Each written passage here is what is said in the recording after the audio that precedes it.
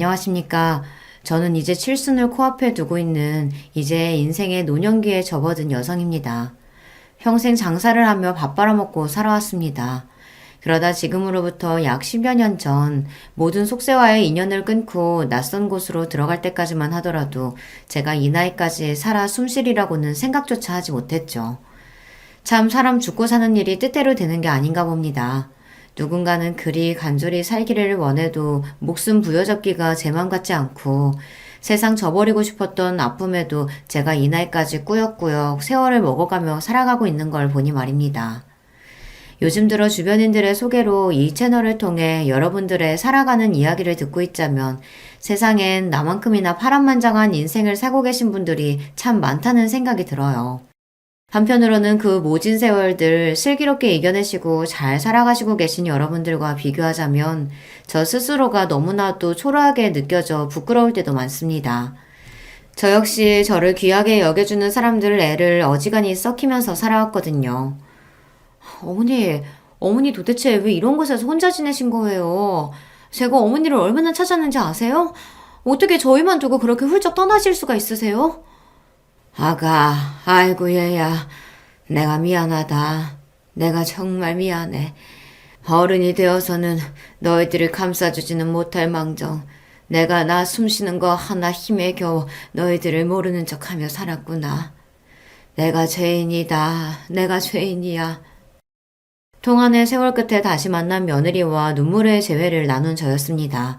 입이 10개라도 그 아이에게는 할 말이 없지만 그럼에도 불구하고 저 스스로를 위한 변명을 하자면 그렇게라도 하지 않으면 단 한순간도 제대로 숨을 내뱉을 수가 없었어요. 마음속으로 세상 버릴 각오까지 해놓고서는 저도 모르게 숨통 트일 구석을 찾았던 모양입니다. 대체 사람이 어떤 일을 겪으면 이렇게까지 하나 싶으시겠죠. 지금부터 제가 살아오면서 겪은 이야기를 들려드릴까 해요. 말솜씨 없는 부족한 늙은이의 이야기지만 잘 들어주셨으면 좋겠습니다. 젊은 나이에 남편을 만나 아들 녀석 하나 낳고 다복하게 살던 시절이 저에게도 있었습니다. 그러다 제 남편 건강이 악화된 것은 저희 아들인 선우가 채 석도를 맞이하기도 전이었습니다. 원래부터 남편이 그리 강골인 편은 아니었어요. 왜소한 체격에 바깥 활동을 좋아하기보다는 책을 보거나 서류를 들여다보는 일이 더 적성에 맞았던 남편이었습니다. 하지만 저 때만 하더라도 몸 쓰는 일은 사무직 일에 비해 다소 경시되던 상황이었고 저나 저희 친정 부모님이나 사람 점잖고 머리에 든 것도 많았던 남편과 맺어진 것을 만족스럽게 생각하고 있었습니다. 결혼 생활 역시 평온했어요. 감정 기복이 심한 사람이 아니다 보니 집에서 큰 소리 날 일도 별로 없었습니다.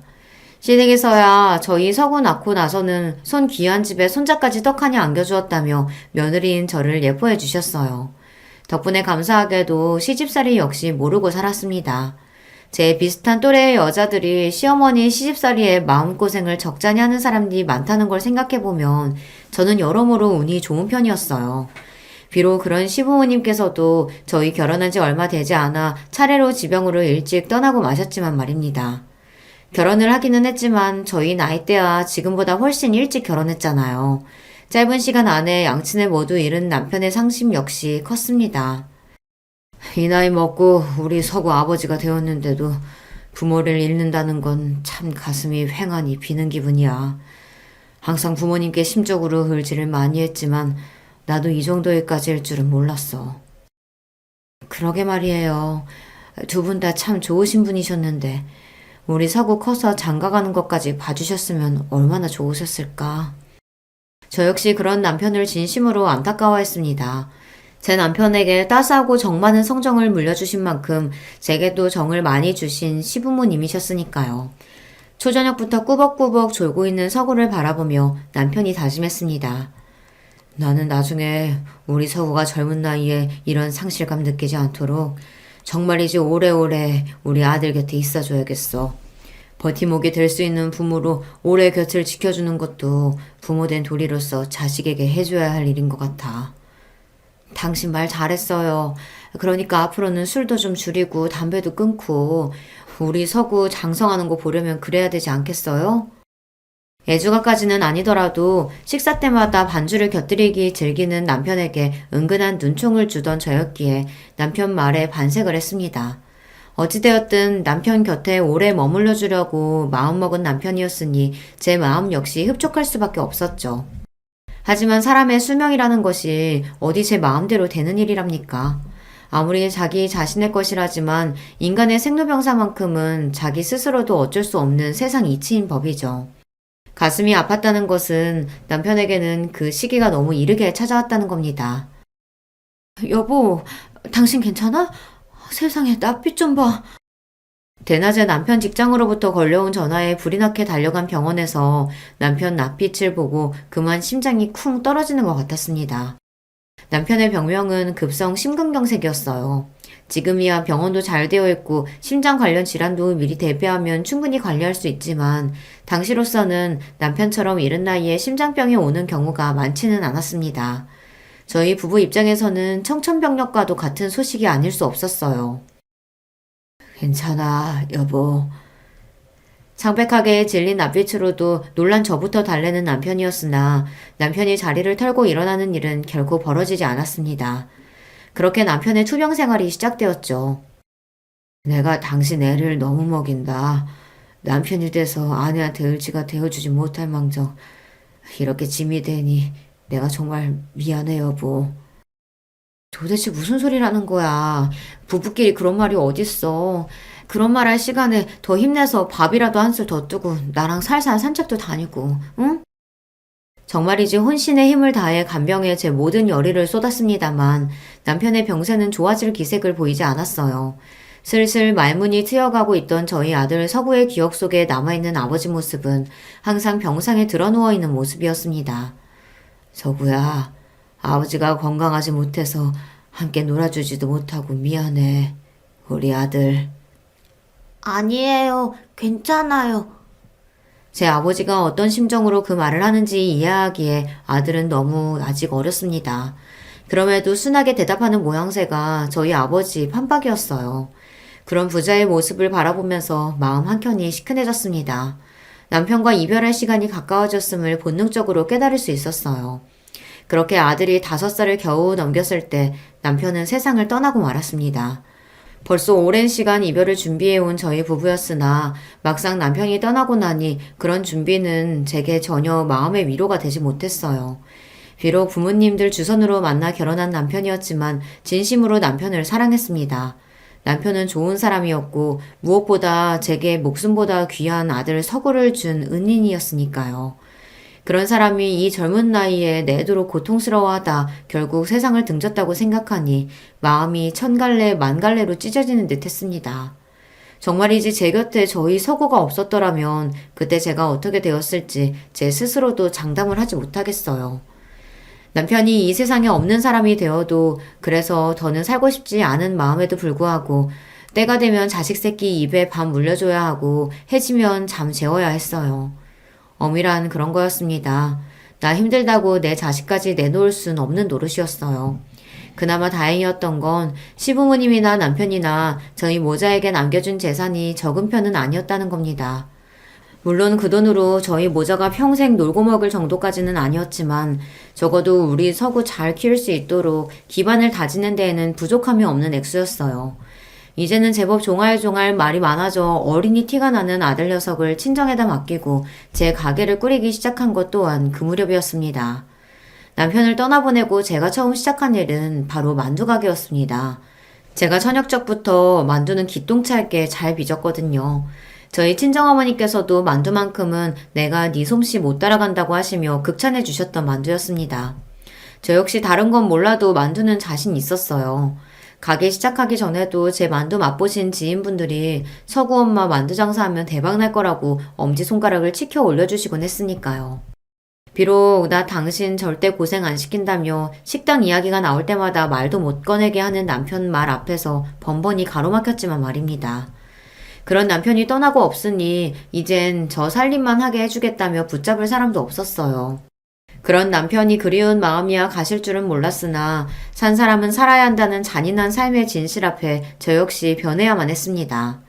만두 맛도 맛이었지만 젊은 나이에 외아들 하나 남기고 세상 떠난 남편과 그리 남편 보내고 홀로 남은 저를 가엾게 여겨주신 지인분들께서 주변에 열심히 영업을 해주시는 덕분에 만두 가게 장사는 제법 잘 되었습니다. 처음에는 가게 규모도 작고 어찌되었든 저 혼자 으쌰으쌰 꾸려가던 만두 가게 손님이 늘어나면서 저 혼자로는 도저히 감당되지 않을 지경이 될 정도로 말이죠. 그렇게 만두 가게 연 지 채 3년도 되지 않아 제 밑에 직원들까지 두게 되면서 만두 가게를 증축해 이전하게 되었어요. 당초 만두 가게를 시작할 때 제 예상보다도 더 큰 성과였습니다. 그러는 와중에도 아들 녀석은 무럭무럭 자라났어요. 비록 어린 나이에 아버지를 잃기는 했지만 저 장사하는 동안 사랑으로 아이를 돌봐주신 저희 친정부모님 덕분에 구김살 하나 없이 자란 명랑한 아이였습니다. 저야 장사로 늘 바쁘니 아이 깨기 전에 나갔다가 깜깜한 밤 아이가 잠든 모습을 겨우 보고 쓰러져 잠드는 경우가 많았죠.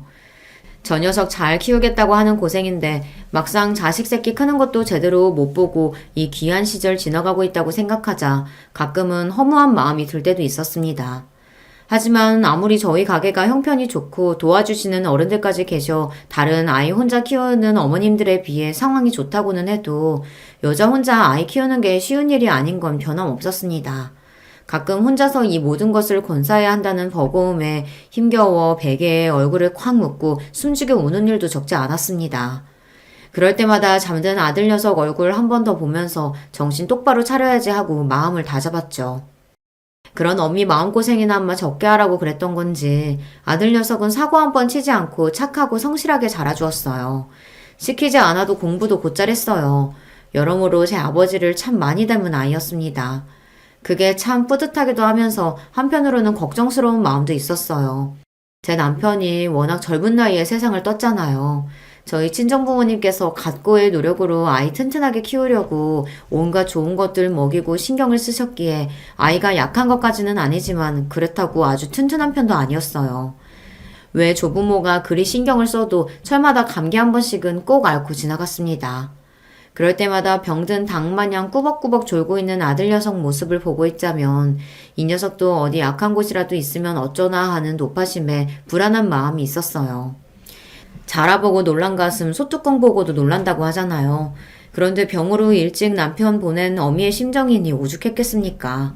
그래서 어릴 적부터 몸에 좋다는 보약이며 건강식들 거르지 않고 열심히 챙겨 먹였어요. 그게 효과를 봤는지 고등학교 졸업할 무렵에는 제법 생기 있는 청년의 외향을 가지게 된 아들이었습니다. 저리 아들 잘 챙겨 먹이며 어엿한 청년으로 성장시켜준 고마운 제 만두가게 역시 여전히 잘 꾸려나가고 있었습니다. 그 사이에 가게 규모는 더욱 커져서 이제 분점도 여러 생겼어요. 전국적인 규모로 커진 것까지는 아니었습니다만 그래도 저희 지역에서는 저희 만두가게 이름을 대면 대부분 할 정도로 인지도가 높아졌습니다. 자식 새끼 잘 키워보겠다고 시작한 만두가게 덕분에 여러 분점을 거느린 사장님 소리까지 듣게 된 거죠. 저한테는 참 고마운 만두가게였습니다. 바빠서 여서 크는 동안 신경도 많이 써주지 못하고 내도록 만두가게에 매달려 있는 엄마이니 서운할 수도 있었건만 단 한 번도 제게 그런 티를 내지 않은 아들이었습니다. 심지어 주말에는 짬을 내서 찾아와 제 엄마 돕겠다고 만두가게에서 일손을 거들기까지 했어요. 공부하느라 바쁜데 주말이라도 좀 쉬어야지. 뭐 한다고 또 나왔어. 그러는 엄마는 휴일도 없이 일하면서. 나야 여기서 일하면 엄마 얼굴도 오래 보고 맛있는 만두도 얻어먹고 좋죠 뭐. 말 한마디도 어쩜 저렇게 다정하게 하는지. 엄마가 많이 신경 써주지 못했음에도 자기 아버지 닮은 다정하고 심성 고운 사람으로 자라준 것 같아 아들에게 고마운 마음이었습니다. 특히 며칠 전에 저같이 요식업으로 사업 키운 지인 모임에 갔다가 음식 장사하는 부모 부끄럽게 생각하는 자식 때문에 마음고생하는 이야기를 들었던 차였어요. 저런 아들의 효도가 더욱 기껍게 느껴졌습니다. 부모가 갖은 고생해가며 음식 팔아 자식 편하게 살게 해줬는데 고마운 줄 모르는 녀석들도 꽤 많더라고요. 그런 녀석들하고 비교하자면 저희 아들은 선녀였습니다.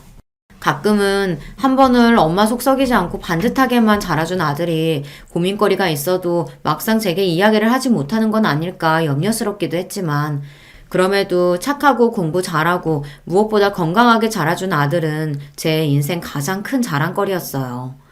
녀석이 우수한 성적으로 대학에 갔을 때도 요즘 젊은이들이 그렇듯이 각고의 노력 끝에 좋은 직장에 취업을 했을 때도 마찬가지였습니다. 그 사이에 제게 누구보다 든든한 버팀목이 되어주시던 친정부모님께서도 차례로 세상을 뜨시고 이제 정말이지 이 하늘 아래 제 피부치라고는 아들 녀석 하나뿐이었습니다. 아들은 제 전생을 통틀어 가장 소중한 존재이자 삶의 이유였어요. 그런 녀석이 마치 제 성정을 그대로 닮은 며느리를 데려왔을 때도 기쁜 마음을 감출 수 없었죠. 제 며느리인 희진이는 어린 나이에 일찍 부모님을 잃고도 결코 삶에 대한 희망을 놓지 않았던 단단하고 바른 아이였습니다. 마치 제 아들 녀석과 꼭 한 쌍으로 태어난 것 같이 보기 좋은 커플이었죠. 아들이 처음으로 소개시켜준 여자친구는 첫눈에 제 마음에 쏙 들었습니다. 희진아, 우리 서구랑 일이 사이좋게 잘 지내줘서 나는 항상 고마워. 너희 둘 잘 지내는 것 외에 나는 더 바랄 게 없다. 제가 더 감사하죠, 어머님. 항상 부족한 저인데 모자란 부분보단 이쁜 부분부터 봐주셔서 정말 감사해요. 아무래도 제가 만두 사업이 잘 되기 시작하며 지역에서는 유지로 인정받게 되었어요. 든든한 친정 기반이라고는 없는 며느리 입장에서는 그런 저희 집과 자신의 환경을 비교하지 않기가 쉽지 않았겠죠. 하지만 정말이지 저한테 그런 건 아무런 상관도 없었습니다. 양친 도움 받아가며 제 안목할 수 있게 자라나는 것도 쉬운 일이 아닌데 희진이 네가 이렇게 훌륭한 어른으로 성장하기까지 얼마나 고생했을지 내가 모르지 않아. 해도 내가 감사를 해야지. 너처럼 좋은 며느리 까먹게 되었으니 우리 아들이 여자 보는 눈이 좋은 모양이다. 저보다 나이는 한참 어리지만 심지가 굳은 며느리가 존경스러울 정도였어요. 서로에 대한 예정과 신뢰로 빛나는 두 아이의 얼굴을 보며 저 둘의 앞날이 그저 순탄하기만을 빌고 또 빌었습니다. 정말 감사해요, 어머니. 아버지 저 그렇게 어릴 때 돌아가시고 엄마가 지금껏 저 키우시느라 얼마나 고생하셨는지 저로서는 헤아리기도 어렵겠지만요. 그만큼 앞으로 더 잘할게요. 저뿐만 아니라 희진이도 그런 마음은 마찬가지일 거예요. 엄마는 며느리 새 식구로 들어오면 행여나 불편할까봐 불어 거리두리 하신다는 거 알지만 정말로 안 그러셨으면 좋겠어요. 어머니 그러시면 희진이도 많이 서운할 거예요. 제가 결혼한다고 해서 제 가정 이룬다고 어머니한테서 떨어져 나가는 게 아니라 서로 의지할 수 있는 자식이 하나 더 생기는 거라 그렇게 여겨주세요. 말만 들어도 고맙다. 너나 희진이나. 어떻게 이렇게 고운 사람들이 내 곁에 있는지 내가 참 복이 넘치는구나. 결혼식 전날 밤 따스하게 말하는 아들 녀석에게 너무 고마워 눈물이 찔끔 날 지경이었지만 그럼에도 아들 내외 부담스러울 일 없도록 언행을 각별히 조심해야지 마음먹었습니다.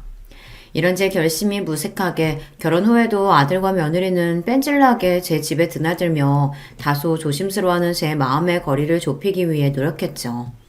제가 별 수 있나요? 아마 서구나 희진이한테 저는 평생 져주는 사람일 겁니다. 결국 며느리인 희진이 역시 제 가슴으로 낳은 딸처럼 받아들이게 되었습니다. 손자인 시완이가 태어나던 날 사람이 너무 기쁘면 눈물샘이 그만 고장나 버린다는 걸 그날 처음 알게 되었어요. 아들과 며느리의 선한 눈매를 닮은 손자 녀석은 벌써부터 할머니를 보고 방긋방긋 웃는 것이 사랑스럽기 그지 없었습니다. 갓 태어난 새 생명을 안고 기쁨에 젖어있는 아들 며느리 내외를 바라보는 제 코끝이 시큰해졌어요. 저보다 더 지극정성으로 아들을 키워주신 저의 친정부모님이나 아들이 장가가서 자식 볼 때까지 제 옆에 있어주겠노라 그렇게 지키지 못한 약속을 하고 떠난 남편이 지금 이 모습을 본다면 얼마나 행복해할지 생각하니 기쁨과 슬픔이 동시에 밀려오는 기분이었어요. 아들이 저리 행복한 가정생활을 하고 있는데 어미인 제 마음이 어떻게 뿌듯하지 않을 수 있었겠습니까? 아들 녀석 참한 며느리 만나 결혼해 자식까지 보았으니 이제 내가 할 일은 다 했다 싶은 생각도 들었어요. 여자 혼자 아이 키우면서 품고 살아온 온갖 노파심도 어느 정도는 내려놓게 되었죠. 그럼에도 불구하고 딱 한 가지 여전히 제가 총각을 곤두세우며 신경 쓰는 것이 있었어요. 바로 아들의 건강 문제였습니다. 엄마, 정말 걱정 안 하셔도 된다니까 그러네. 나 약했던 것도 어릴 때나 그랬던 거지. 크고 나서는 감기 한 번 제대로 안 걸리잖아요. 맨날 나 걱정한다고 마음 쓰지 말고 어머니나 어디 아프신 데 없도록 항상 유의하세요. 엄만 괜찮아. 평소에 잘 아프지도 않는 거 알면서. 지금이야 이렇게 장성해서 가장이 되었다지만 그래도 내 눈에는 너 어릴 때 앓던 게 선해서 그런지 엄마가 자꾸 쓸데없이 걱정을 하게 되네. 정말 그러실 필요 없다고 해도 그러네. 매년 회사에서 정기적으로 건강검진 하기도 하고, 나도 새벽마다 수영 다니면서 건강관리 열심히 하고 있는 걸. 우리 시안이 대학 보내고 장가 가는 거 보려면 나도 관리 열심히 해야지. 운동 거르지 않고 하고 있으니까 걱정하지 마세요. 아들 말대로 얼굴에 활기가 넘치고 있었죠. 그럼에도 불구하고 어미이다 보니 다른 건 몰라도 건강만큼은 신경 쓰게 되더라고요. 며느리까지 들어오고 나자 아들뿐만 아니라 며느리 건강까지 챙기느라 그런 걱정거리는 두 배가 되었네요. 어머님, 자꾸 저한테 이런 거 보내시지 말고 좋은 건 어머님 드시라니까요. 나도 먹었어. 나 챙기는 김에 너희들 것도 챙겼으니 아까워하지 말고 부지런히들 먹어. 절마다 온갖 보양식이며 기운 떨어질 만한 시기에 보약 한 제 지어 보내는 건 여전했습니다. 고맙게도 그런 어미 마음을 헤아려 아들 며느리 모두 군말 없이 보내주는 것 잘 챙겨 먹어주어 제 마음이 뿌듯했습니다. 그래, 이만하면 저 아이들도 제 자식 제대로 건사할 때까지 건강하게 잘 버텨주겠지. 조금씩 마음을 놓기 시작했어요. 그날은 여느 때와 다름없는 날이었습니다. 제가 장사를 업으로 삼아 사는 사람이다 보니 한창 바쁜 시간에는 정신이 하나도 없었지만 평생을 일이 살다 보니 그건 역시 익숙한 일 중 하나였죠. 그렇게 가장 바쁜 일을 해결하고는 이제는 그 수가 더 늘어난 직원들에게 나머지 일을 맡기고 집으로 향하는 중이었습니다. 아직 직장에서 열심히 일할 시간인 아들에게 전화가 왔어요. 그래 서구야. 너 이 시간에 웬일이야? 아직 회사 아니야? 오늘은 일이 좀 일찍 마쳐서요. 오랜만에 우리 엄마 목소리도 듣고 싶고. 자주 저를 들여다보며 살뜰하게 저를 챙기던 아들 며느리가 회사 일이 바빠졌다며 제대로 얼굴을 보지 못한 지 벌써 보름 가까이 되어가고 있었어요. 저도 사는 게 바쁘다 보니 아들을 마지막으로 본 지가 벌써 이렇게 되었나 싶었습니다. 그러게 바쁘다고 얼굴도 제대로 못 보고 일이 살아서 될 일이 아닌데. 아들 저녁은 먹었어? 오랜만에 엄마가 저녁 해줄까? 그럴까? 오늘은 간만에 엄마가 해주는 밥 먹고 엄마 집에서 자고 갈까? 아유, 희진이 허락부터 받아야지. 그렇게 말하면서도 내심 오랜만에 제 집에서 자고 가겠다는 아들 말에 설레기 시작했습니다. 그 나이를 먹어서도 아들 말 한마디에 일이 기분이 최고로 좋아질 수 있다니 저도 참 고슴도치 엄마라는 생각이 들었어요. 그렇게 아들 좋아하는 창거리 하려고 바리바리 장을 봐서는 집으로 돌아갔습니다. 아들 녀석과 오랜만에 오붓하게 단둘이서 저녁도 해먹고 차도 마시고 참 좋은 저녁이었어요. 그저 오늘만 같았으면 싶었죠. 하지만 저도 엄마 아닙니까? 불어 아무렇지 않은 척하는 아들 얼굴에서 차마 하지 못할 말이 있다는 걸 기민하게 알아채버리고 말았습니다. 서구야, 엄마한테 할 말 있지? 제 말에 눈을 크게 뜬 아들이 잠시 말이 없었어요. 저녁 시간 내내 미소를 잃지 않던 아들의 입가가 서서히 일그러지기 시작했습니다. 떨리는 아들의 입꼬리와 순식간에 붉어진 눈시울을 보고 직감적으로 불안감이 온몸을 덮쳐왔어요. 제가 암이래요. 제발 그 어떤 경우에도 듣고 싶지 않았던 말이 제 아들의 입에서 튀어나왔어요.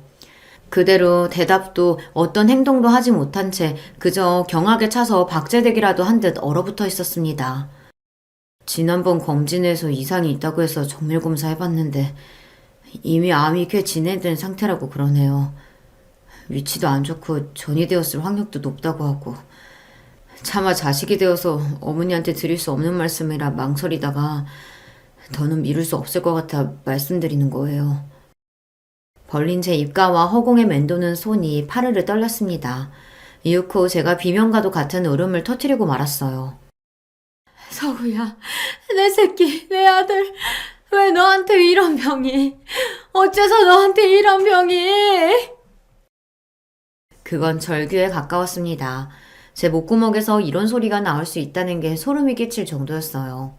이런 사실을 알고 싶지는 않았습니다.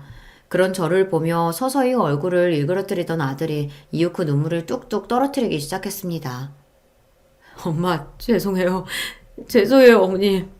저 하나 보고 살아오신 엄마인데 그 모지 세월 고생하신 거 다 저 하나 보고 참아주신 건데 엄마한테 이런 불효 저질러서 정말 죄송해요.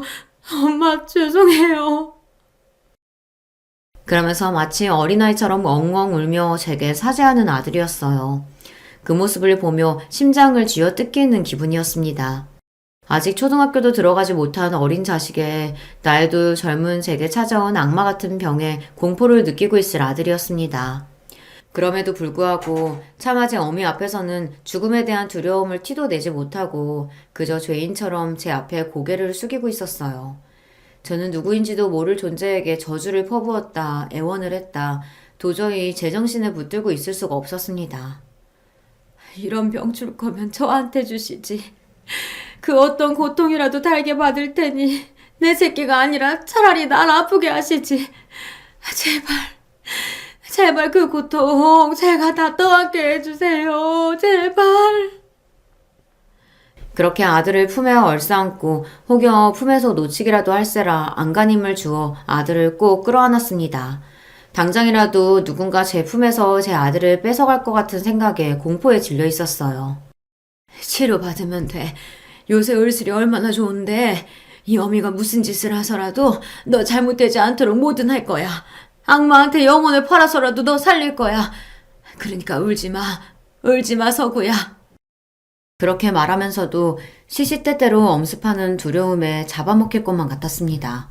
자식을 잃을지도 모른다는 공포는 차마 형용할 수 없을 정도로 끔찍하고 잔혹한 것이었습니다.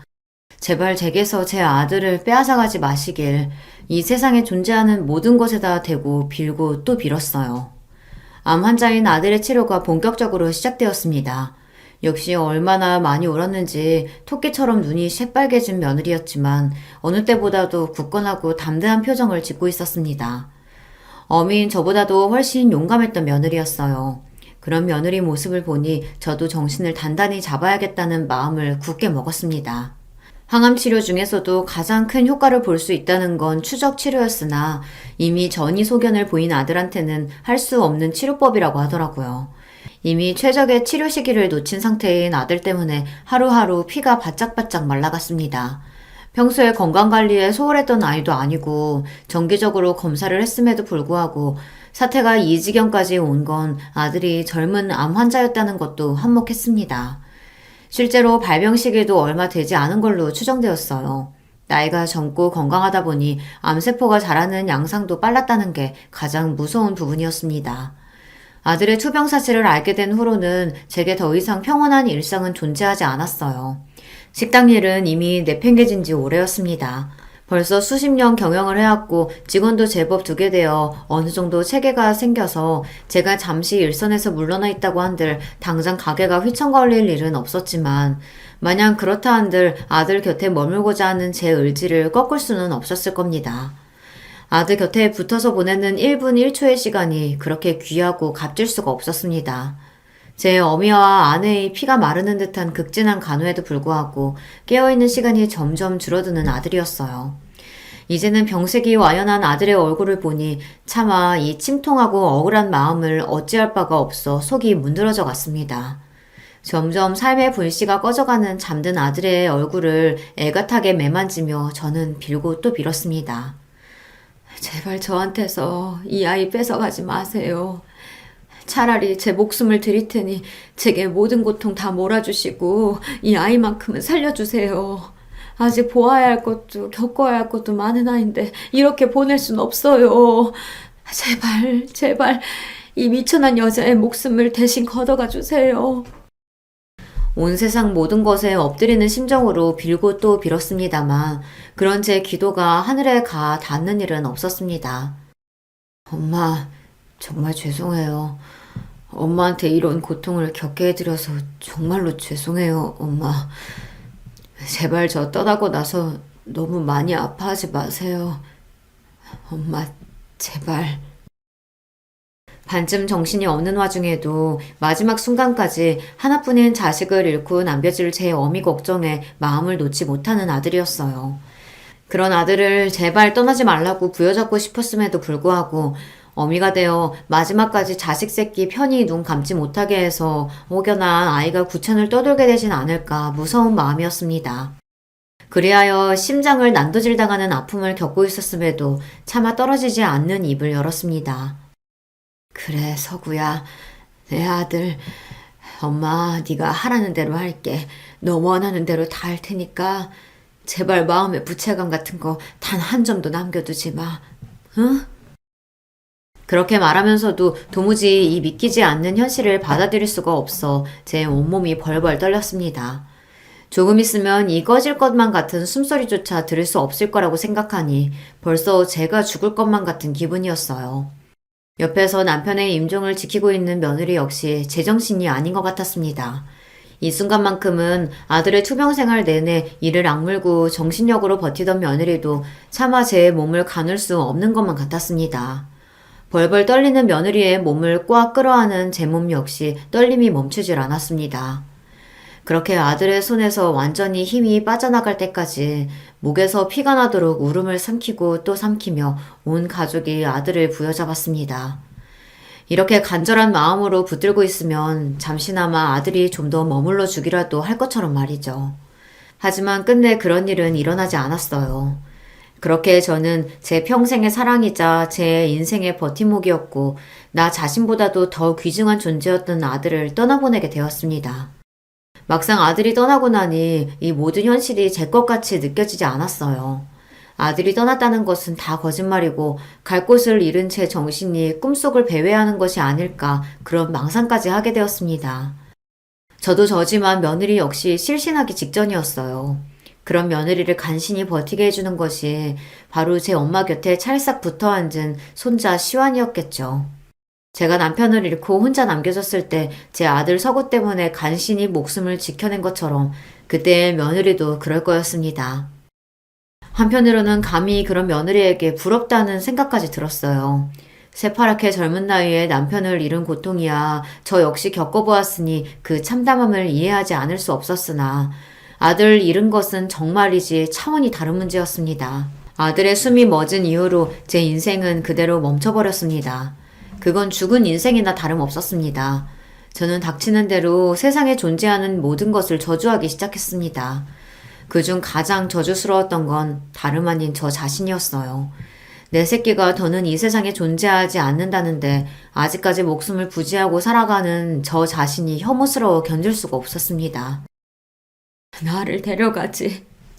끝내 어미 곁에 붙어있지 못할 것 같았으면 차라리 나도 데려가지. 서구야, 서구야. 차마 크게 내뱉지도 못하고 애타게 떠난 아들을 찾으며 저는 점점 죽어가고 있었어요. 하지만 고통은 지금부터 시작이었습니다. 에헤이, 엄마. 무거운 거 들지 마시라니까. 아들도 다 어디다 쓰려고요. 엄마, 오늘은 엄마 좋아하는 나물 비빔밥 해 먹을까? 제 집 구석구석, 그리고 제가 평생을 일한 만두 가게까지 아들이 존재하지 않은 곳이 없었습니다. 정작 내 아들은 이미 세상을 떠났는데 제 눈이 닫고 제 귀가 열려있는 모든 곳에 아들이 함께하고 있었어요. 그런 아들의 흔적을 발견할 때마다 마치 아들이 되살아난 것 같아 기쁘다가도 이내 그것이 현실이 아님을 깨닫고 더 지독한 괴로움에 시달려야 했습니다. 애초에 제 몸으로 품어 제가 이 세상에 내놓은 아이가 아닙니까? 이미 장례식을 치러 세상과의 이별을 알렸다 할지라도 그게 어미인 저와의 이별이 될 수는 결코 없었습니다. 그렇게 집착적으로 아들의 흔적에 매달리며 저는 모든 삶의 의욕을 잃고 하루하루 그저 메말라 갈 뿐이었습니다. 어머님, 이러시면 어머니 걱정에 서구씨 정말 눈 못 감아요. 내키지 않으셔도 제발 한 술이라도 더 뜨세요. 네? 자기도 남편 잃고 숨쉬는 매 순간이 괴로울 텐데 자식 잃고 사람꼴이 아닌 시어머니를 살려보겠다고 발을 동동 구르는 가여운 며느리였습니다. 자식 먼저 앞세우고 살 자격도 없는 저 같은 못난 시어미 걱정에 눈시울을 붉히는 며느리 볼 낯이 없었어요. 그 옆에서 아버지의 죽음을 완전히 이해하지 못하지만 제 어머니와 할머니가 감당할 수 없는 슬픔에 잠겨있는 모습을 지켜보는 손자는 또 어떻고요. 먼저 자식 앞세운 것도 모자라 남아있는 며느리 손자에게까지 제 존재가 민폐되는 것 같아 제 목숨이 그리 하찮고 보잘것없게 느껴질 수가 없었습니다. 그 두 사람에게는 정말 면목이 없는 말입니다만 며느리와 손자 얼굴을 보고 있을 때마다 아들 생각을 더더욱 지울 수가 없어 고통에 몸부림쳐야 했습니다. 그 둘의 얼굴을 볼 때마다 저 둘과 함께 있는 시간에 가장 행복한 미소를 보였던 아들의 얼굴이 눈앞에서 떠나가질 않아 심장이 옥죄이고 애간장이 끊어지는 기분이었습니다. 제가 두 사람 앞에서 사라지기로 한 것은 아들을 잃은 형용할 수 없는 큰 상실감 때문이기도 했지만 이런 제 비겁한 마음 때문이기도 했어요. 이제와 말해봤자 그저 유약한 늙은이의 변명처럼 들리실지 모르겠으나 이런 제가 그들 곁에서 사라져 주어야 저 두 사람도 앞으로 새 출발하기 더 수월할 거라고 생각했습니다. 지금 당장에야 남편과 아버지를 잃은 슬픔에 잠겨있는 두 사람이겠지만 그 둘에게 남은 인생이 너무 길었어요. 특히나 며느리는 또 어떻습니까? 저 역시 남편 일찍 잃고 어린 자식 홀로 키워가며 살아온 사람입니다. 젊은 나이에 과부된 서름을 제가 이해하지 못하면 누가 이해할 수 있었겠어요. 우리 착한 며느리는 정 많은 아이니 홀로 남겨진 자식 잃은 시어머니를 외면할 수 있는 성정은 아니었습니다. 하지만 앞으로 남은 세월이 긴데 저 아이 영영 혼자 둘 수도 없는 노릇 아니겠어요. 그렇다면 언젠가 저 아이 제가 하는 모습을 지켜봐야 할 텐데 저로서는 도저히 그걸 지켜볼 자신이 없었습니다. 내 아들이 그 누구보다 사랑했던 며느리가 다른 사람의 아내가 된다니.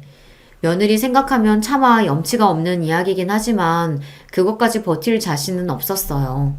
며느리한테도 새로 시작하는 마당에 이미 떠난 남편의 혼자 남겨진 어머니와 가깝게 지내면 얼마나 마음이 불편할지 혹여나 그의 인생의 짐이 될까 싶어 두려웠습니다.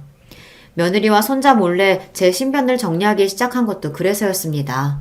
제 복에 넘치는 행운이라 여겼던 제 사업의 성공 역시 더는 제게 기쁨으로 다가오지 않았습니다. 이치에 맞는 소리가 아니라는 건 알지만 내가 욕심을 조금 덜 부렸다면 혹시 내 아들 데려가지 않으시진 않았었을까 하는 말도 안 되는 생각까지 들 정도였어요. 세상 모든 일이 내 아들 데려가기 위한 일이었던 건 아니었을까 거의 망상에 가까운 생각들에 사로잡히기도 했습니다.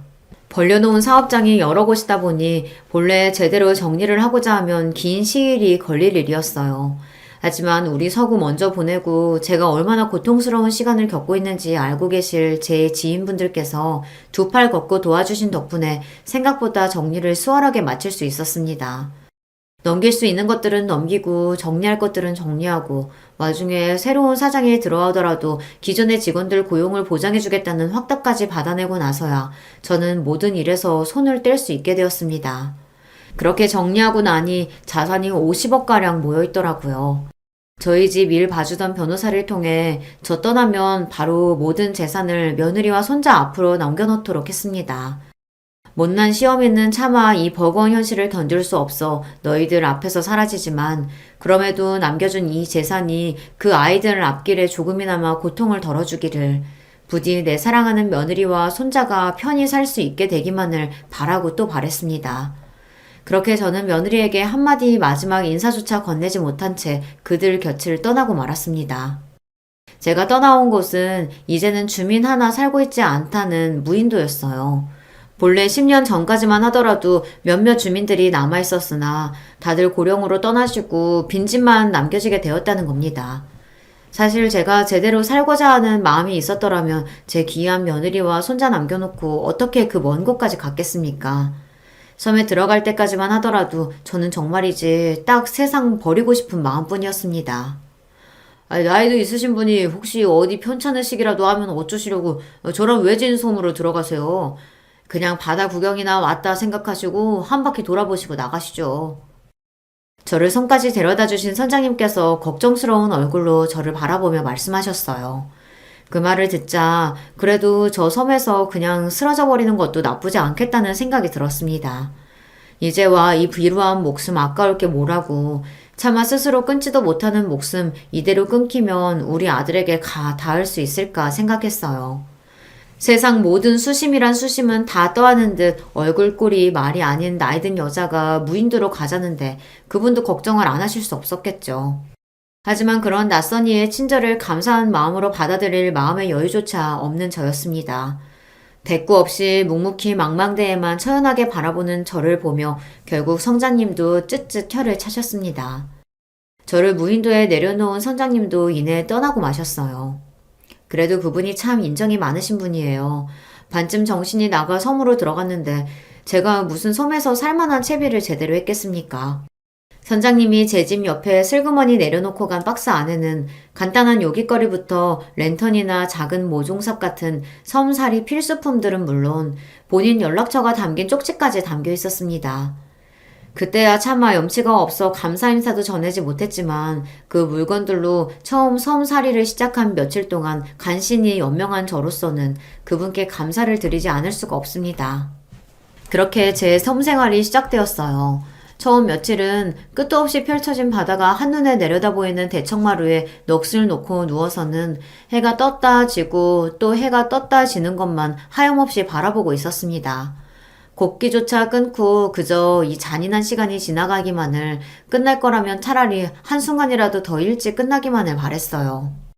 그렇게 며칠이 지났을까. 너무 오랫동안 먹은 게 없어서 배가죽이 아프다 못해 슬슬 감각이 없어지고 눈앞이 핑핑 돌기 시작했습니다. 그때 선장님이 주신 박스가 제 눈에 들어왔어요. 허겁지겁 박스를 열어 며칠 동안 씻지도 않은 손으로 정신없이 입에 빵 조각을 주워 넣으면서 저는 아들이 떠난 이후 가장 큰 소리로 온 세상이 떠내려갈 듯 통곡을 하기 시작했습니다. 아들을 떠나보내기 전까지 정말이지 눈물샘이 마르지 않도록 많은 눈물을 흘렸는데 정작 아들이 가고 나서는 차마 시원하게 울어보지조차 못했던 저였습니다. 제가 통곡을 하는 순간 정말로 아들을 잃었다는 사실을 인정하게 될까봐 두려웠어요. 그러다 막상 죽음의 문턱에 가까워졌다고 생각하니 저도 모르게 반사적으로 생에 대한 의지가 다시금 샘솟으며 그동안 억눌러왔던 감정이 한꺼번에 터져나온 것이었습니다. 아들 앞세운 주제에 살겠다고 주둥이에 음식을 쳐놓고 있는 제 꼴이 스스로가 어처구니가 없어 악을 쓰며 울면서도 정작 제 어머니가 자기 보내고 일이 망가진 모습에 누구보다 가슴 아파했을 아들이 떠올라 슬픔을 주체할 수가 없었습니다. 온몸의 모든 물기가 다 빠져나가도록 시원하게 울어제끼고 나니 조금은 숨통이 트이는 것도 같았습니다. 그리고는 아들의 마지막 말이 다시금 떠올랐죠. 엄마, 제발 저 떠나고 나서 너무 많이 아파하지 마세요. 엄마, 제발. 마지막 눈 감는 순간까지 그저 자기 어머니에게 조금이라도 상처를 덜 줄 수 있기만을 바라던 아들이었는데 그 생각을 하니 지금까지의 제 못나 빠진 행동이 너무나 부끄럽고 우리 서구에게 너무나 미안해 견딜 수가 없었어요. 그제야 저는 제대로 마음을 다잡게 되었습니다. 내게 얼마의 시간이 주어졌을지는 모르지만 내게 주어진 시간이 다해 우리 아들 곁으로 가는 그 순간까지 아들이 바라던 대로 그저 슬픔의 침잠에 인생을 갉아먹고 있지 말고 의연히 살아보겠다고 말이죠. 그렇게 무려 10년에 다다른 제 섬생활이 본격적으로 시작되었습니다.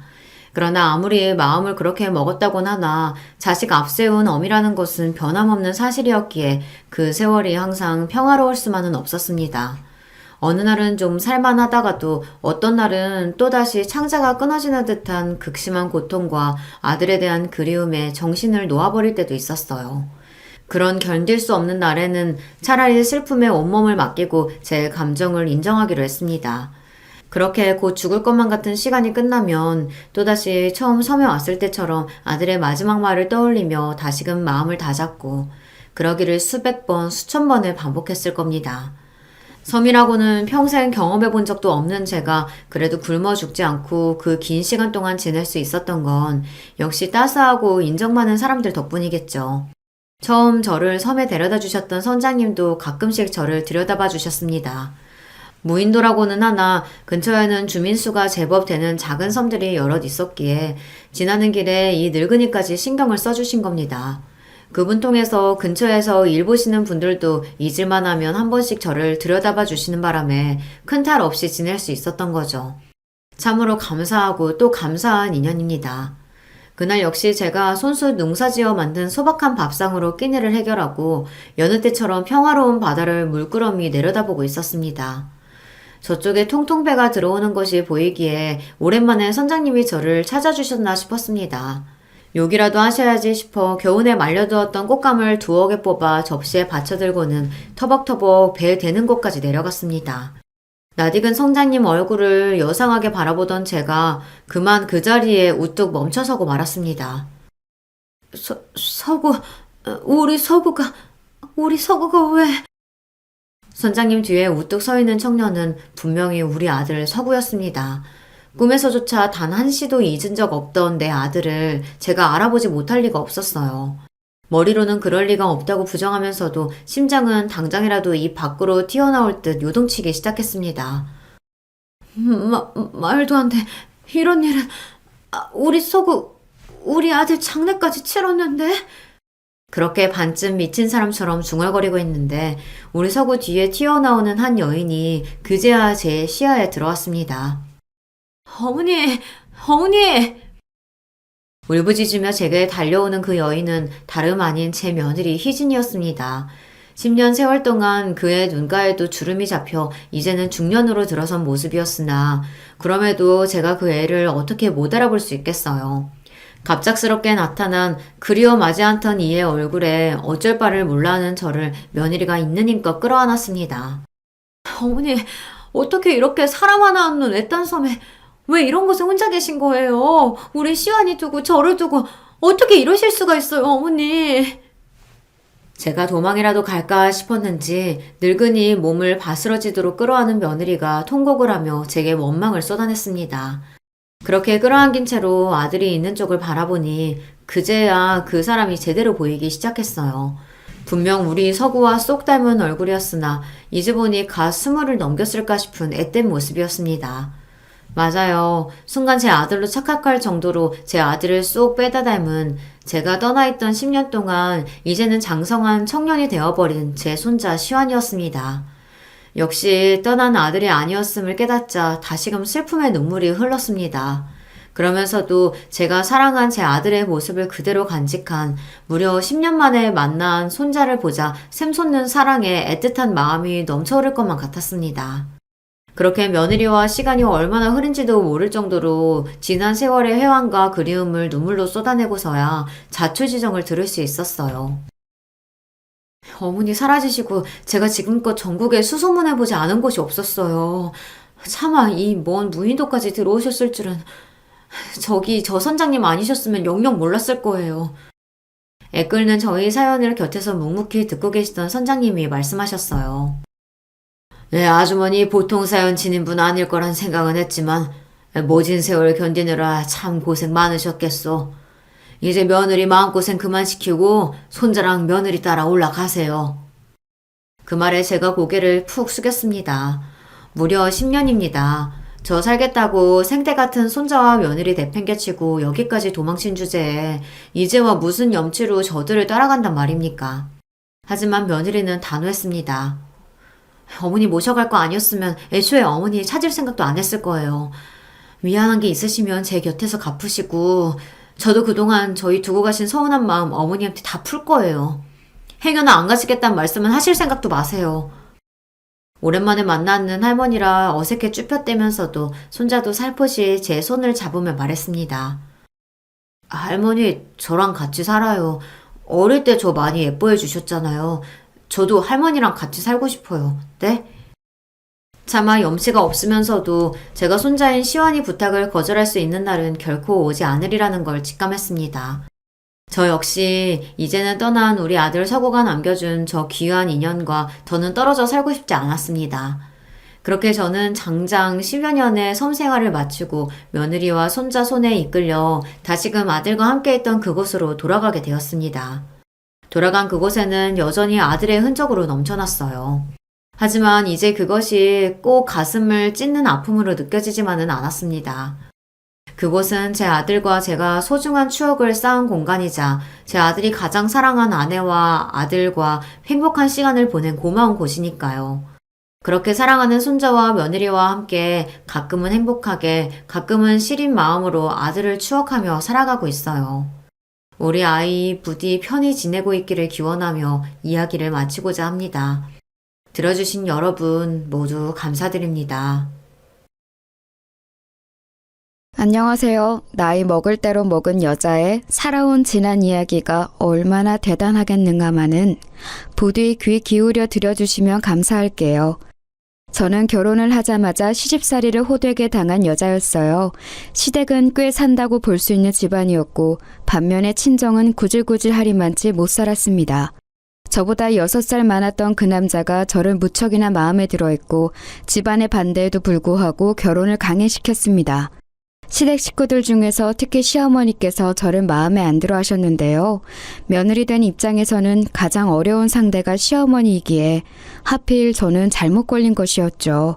저를 들들 볶으셨고 못살게 구셨어요. 인간은 적응의 동물이라는 표현처럼 저는 그 생활에 점차 무뎌져 갔습니다. 가슴속에는 서러움 가득한 피멍이 들었지만 적어도 겉으로는 내색을 하지 않고 시어머니께서 뭐라고 하시든 네 하고 말 정도의 의연함을 갖추게 되었죠. 살다 보면 사라지는 게 결혼 생활이라고 여겼어요. 단 하나의 커다란 문제에 직면하기 전까지는 그랬네요. 가장 힘든 문제, 그것은 바로 제가 아들을 낳지 못했다는 것입니다. 저는 딸만 하나 낳았거든요. 낳는다는 게 기껏 꼴랑 딸년 하나 낳아놓고서 몸 아프다고 오만 유세 지랄을 다 떨더니 그 이후로는 임신도 안 하고 자빠졌네. 그래가지고 대관절 어느 세월에 우리 집 아내 대를 이을 떡두꺼비 아들을 낳을 거야? 뭐 이딴 게을러 빠진 것이 다 있어? 제가 둘째를 임신 못하는 상황을 두고 게을러 빠졌다고 욕을 하신 시어머니.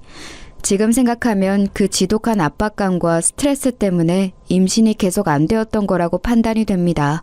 하지만 그때는 그런 걸 재고 따져볼 여유 따위가 없었네요. 그저 아들을 낳지 못한 죄인이었을 뿐이에요. 그나마 다행인 게 있었다면 제 딸 미향이가 영특했으며 공부를 꽤 잘하는 아이였다는 겁니다. 또래보다 확실히 똑부러지고 머리가 좋아서 저를 웃음짓게 만드는 존재였죠. 남편이 시댁 집안 전체에서 가장 머리가 좋다고 볼 수 있는 사람이었어요. 유일하게 가방끈이 길기도 했고요. 아마도 그런 남편의 머리를 제 딸이 물려받은 듯 싶었습니다. 그건 저만의 추측이 아니었는지 시어머니를 비롯한 오만 10대 식구들이 전부 제 딸 미양이가 똑똑한 건 친탁을 해서이며 외탁은 전혀 안 한 거라고 입을 모았어요. 제 공은 전혀 없다는 걸 말하고 싶었던 거였겠죠. 머리는 몰라도 외모는 분명히 저를 더 닮은 미양이었는데 그 점을 아무도 짚어주지 않았습니다. 그리고 제가 믿고 의지하려던 남편은 저에게 배신을 안겨주었어요. 바람이 난 것이었습니다. 저보다 3살 어린 여자였고 집안 형편 또한 저보다 좀 더 나았어요. 술에 취해서 귀가를 한 남편이 잠꼬대로 웬 낯선 여자의 이름을 불렀을 때 바로 그때부터 저의 슬픈 의심이 시작됐었는데 아니라고 믿었건만 결국은 바람이 맞았습니다. 그 이름의 여자와 바람이 난 것이었고 둘이 나란히 팔짱을 끼고 걸어가다가 저를 딱 마주치고 말았어요. 저는 동네에서 제법 친하게 지냈던 애기 엄마가 다른 동네로 이사를 가서 한번 놀러 오라고 초대를 해주었기에 그 동네에 가본 것이었어요. 그랬다가 운명처럼 남편의 바람 현장을 목격한 것입니다. 만약에 저 혼자였다면 남편이 네가 잘못 봤다며 발뺌을 했을지 어땠을지 모르겠어요. 그런데 이사를 간 애기 엄마뿐만 아니라 다른 이웃들도 몇몇 함께 있었기 때문에 완전히 증거가 남겨지고 말았죠. 돌이킬 수 없는 상황이었어요. 일이 커졌는데 시댁에서는 저보고 참으라고 그랬습니다. 남자가 살다 보면 바람도 날 수 있는 거지. 네가 2번까지는 참아라. 너는 뭐 잘난 게 있다고 내 아들이 바람이 났다며 그걸 분해하면서 누나를 부라려? 아들을 못 낳는 게 건방지게 싫이.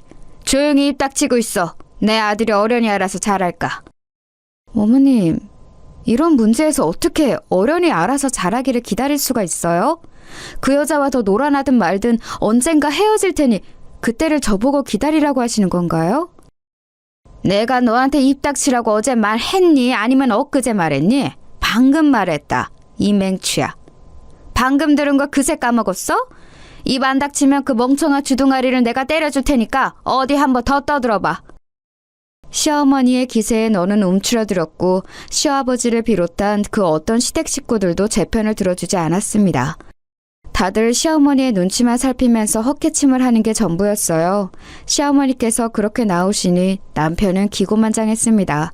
이제는 아예 대놓고 뻔뻔스레 바람 행각을 이어갔어요. 자연스레 제 딸 미양이도 자기 아빠가 바람이 났다는 것을 알게 되었고요.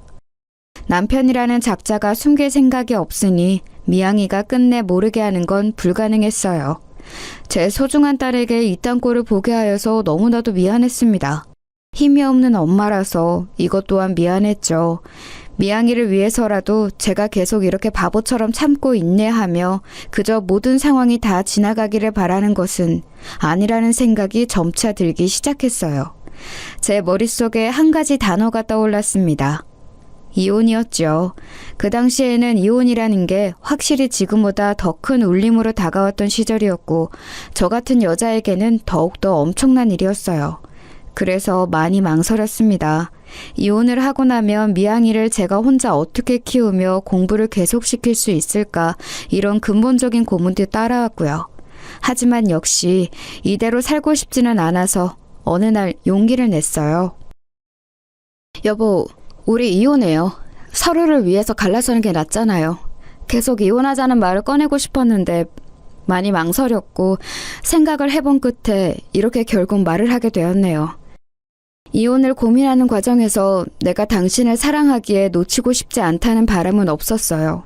그저 가정을 지키고 싶다는 것과 우리 딸 미향이를 위하는 마음만 있었을 뿐이죠.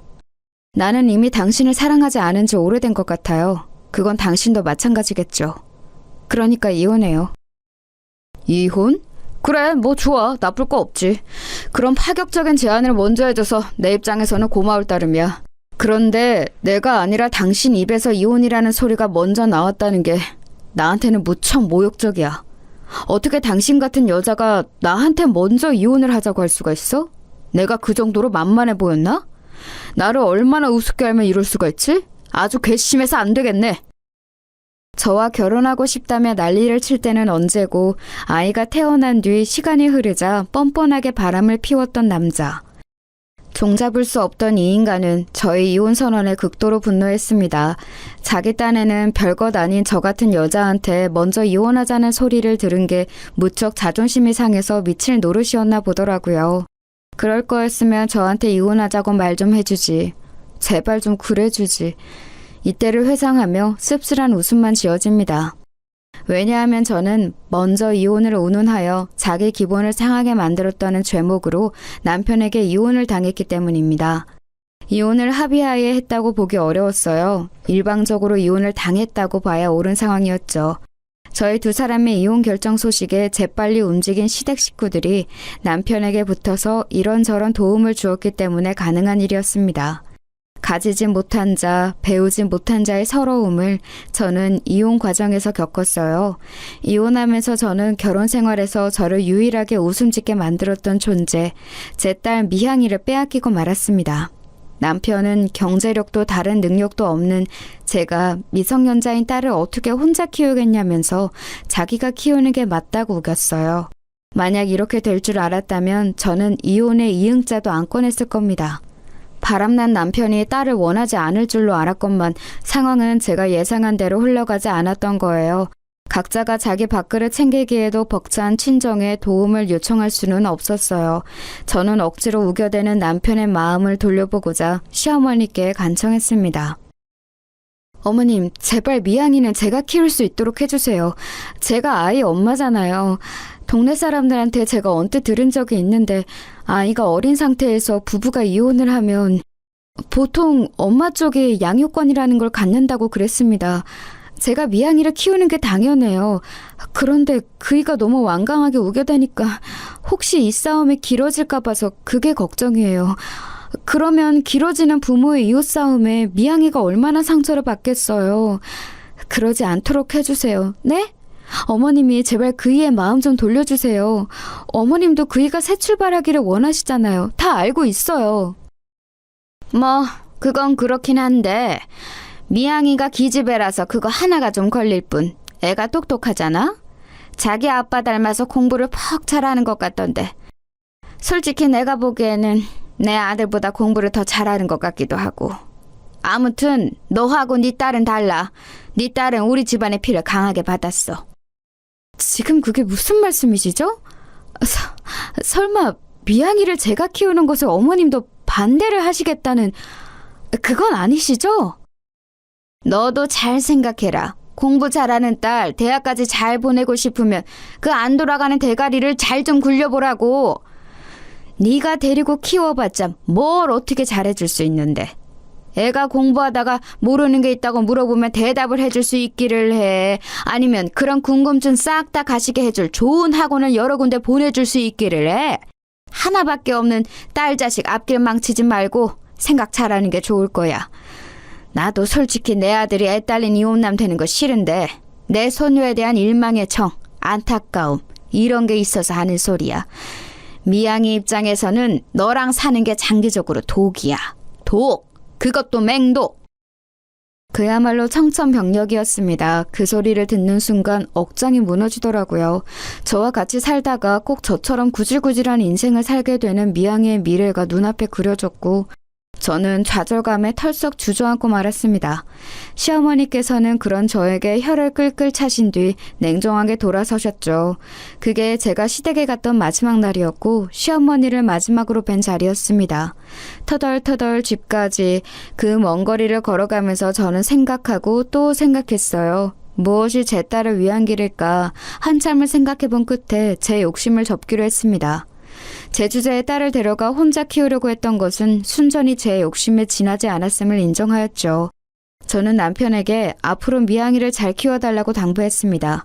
지금까지보다 더 아껴주고 위해달라고 하였고 남편은 제가 미양이를 멋대로 찾아오지 않고 제 인생만 조용히 산다면 제멋집 딸내미 부럽지 않게 잘 키우겠다고 했어요. 저는 그러겠노라 약속하였죠. 이혼은 그렇게 마무리되었습니다. 남편에게 이혼 이야기를 꺼낼 때 상상하였던 그림과는 정반대였네요. 당당하게 미양이를 데리고 제2의 인생을 개척하러 떠나는 저의 모습을 잠시 그렸었건만 현실은 저 혼자 비참하게 떠나는 모습이었어요. 제 딸 미양이는 그런 저를 붙잡았습니다.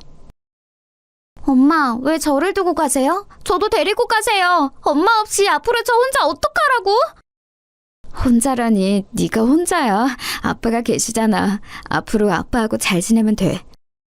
싫어요. 저는 엄마하고 살 거예요. 아빠 말고 엄마와 살고 싶다고요.